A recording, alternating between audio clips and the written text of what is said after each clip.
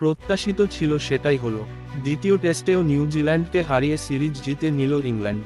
১৬ বছর পর কিউই দেশে সিরিজ জয়ে ইংরেজদের। জয়ের জন্য ৫৮৩ রান তাড়া করতে নেমে ২৫৯ রানে অল আউট হয়ে যায় নিউজিল্যান্ড।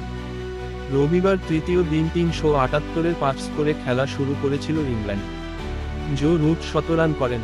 টেস্টে ৩৬তম শতরান হল রুটের। ছুঁয়ে ফেললেন রাহুল দ্রাবিড়কে। রুটের শতরানের পরেই ইংল্যান্ড ডিক্লেয়ার করে ৪২৭-এর ৬ স্কোরে। জবাবে ক্রিস ওকস এবং ব্রাইডন কার্সের দাপটে মধ্যাহ্নভোজের আগেই ৪ উইকেট হারায় নিউজিল্যান্ড। দলের প্রথম সারির সব ব্যাটার ফিরে যান, তবে একাই লড়াই করেন টম ব্লান্ডেল ১১৫, সঙ্গ দেন নাথান স্মিথ ৪২। তবে ৫৮৩ রান তাড়া করা খুবই কঠিন। ব্লান্ডেলকে আউট করে নিউজিল্যান্ডের মেরুদণ্ড ভেঙে দেন শোয়েব বশির। নিউজিল্যান্ডের লোয়ার অর্ডারকে শেষ করে দেন বেন স্টোকস।